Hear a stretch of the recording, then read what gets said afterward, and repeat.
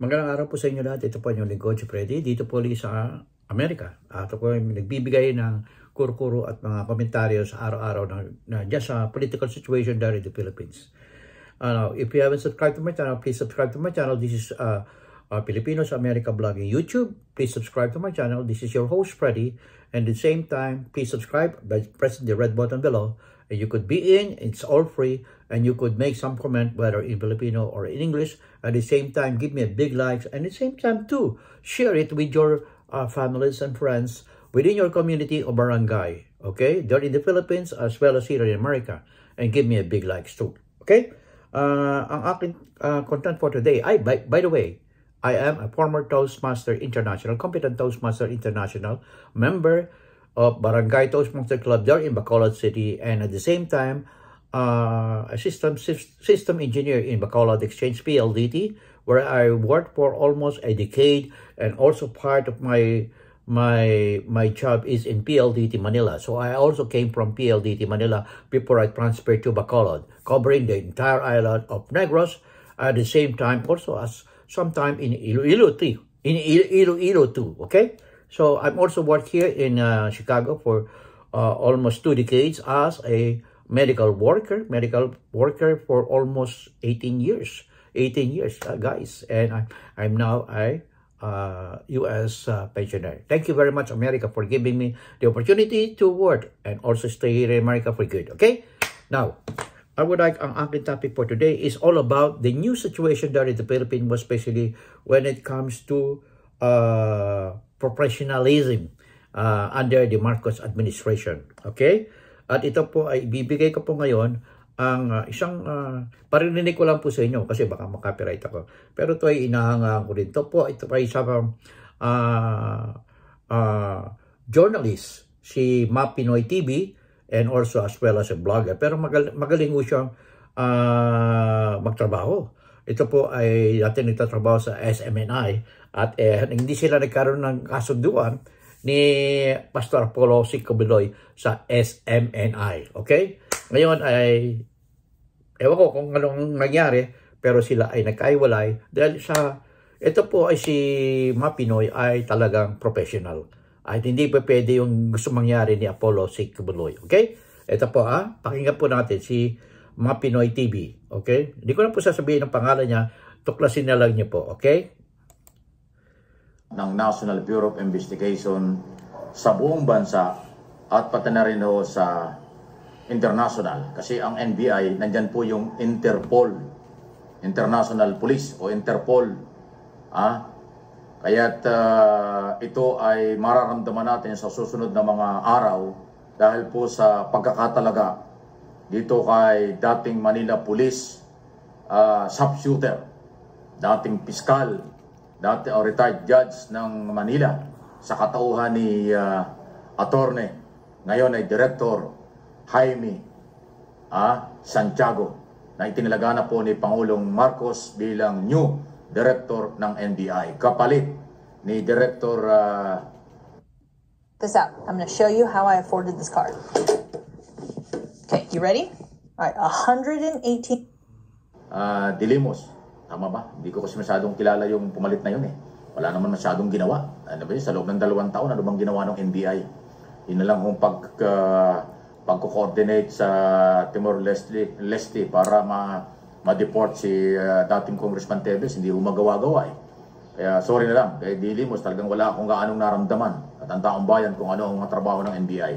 Ngayon, ang pinagdaanan ni Santiago na dating Manila Police, naalala ko ng mga nakaraang pamunuan ng Manila Police Department or Western Police District ng araw, napaka-agresibo ng police at ng NBI. So ngayon, naniniwala akong dahan-dahang ibabalik ng NBI ang kailang pagiging agresibo laban sa mga sindikato. Ako po ay naniniwala dito kay Atty. Jaime Santiago na isang abogado at isang CPA na dating puliso ito ng Manila Police Department. Alam naman nyo, ang mga dating pulis ng Manila Police Department ay talagang magaling, no? Ito po ay dating meron akong hinangaan na pulis dyan na si dating Mayor Lim, Alfredo Lim na namayapa na, no? Magaling mo ito na hinangaan ng dating Presidente Cory Aquino. Okay? At siya ay tinalaga bilang in-appoint. Hindi ko lang malaman kasi pagkatapos nung nagtrabaho to kay Cory Aquino ay naging mayor ng Manila. Ito po ang pinaka maganda ang ginawa nitong si Mayor Lim, no, sa Manila. Okay? Ngayon, sino ba to si Attorney Jaime Santiago? Ito po ay dating pulis at sharpshooter ng Manila Police. Okay? Siya po ay magaling na pulis at hinangaan at ito ay maaari magkaroon ng pagbabago dyan sa National Bureau of Investigation or NBI. Okay? Ang NBI po ay kung i-compare sa Philippine National Police ay talagang ubod ng galing ng mga tauhan nito ng mga NBI kasi ito ay either CPA or lawyer. At the same time, most of them are CPA and lawyer at the same time. Dalawang lisensya ang hinahawakan nila as a CPA and at the same time lawyer. At ito po ay katumbas ng FBI dito sa Amerika, Federal Bureau of Investigation. Okay? Ito po ay naghahawak ng mga malalaking kaso na hindi kayang nakahawakan ng Philippine National Police. At ito ay si Attorney Jaime Santiago ay naging judge and fiscal. Okay? Galing ho yan talaga, no? So, Santiago served as a Manila Regional Trial Court or RTC judge.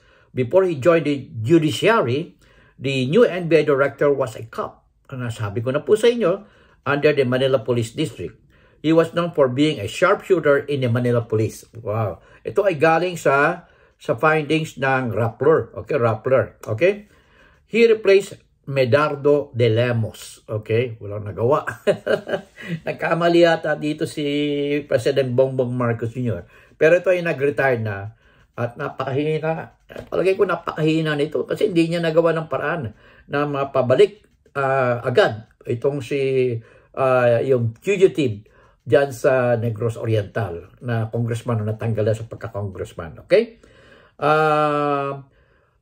Ito ay si Medardo de Lemos na maliit ang kakayahan I was picked up by Marcos to lead the NBI in 2022. Yung bago pa lang si Presidente Bongbong Marcos Jr., hindi siya makapag-decide agad kasi bago lang, you know?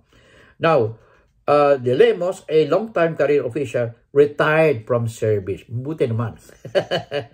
Okay. Santiago took oath before Bersamin, Executive Secretary Bersamin, a former Chief Justice of the Supreme Court, on last Friday morning. Okay, last Friday. So, ngayon ay kahapon lang, ano? So, aside from serving in Manila RTC, Original Trial Court, Santiago also had a stint as a presiding judge in Tagaytay City, RTC. He also served as judge of the Manila Metropolitan Trial Court, and according to Santiago's profile, from the Philippine Judicial Academy. Magaling itong abogadong ito, magaling. At we expect something that there will be more changes there at the National Bureau of Investigation there in Manila. Good luck, Attorney Jaime Santiago, and we expect high regards to your performance in the coming performance of your duty as NBI Director. Okay? Thank you very much. This is Rose again. Freddy. In God we trust. Never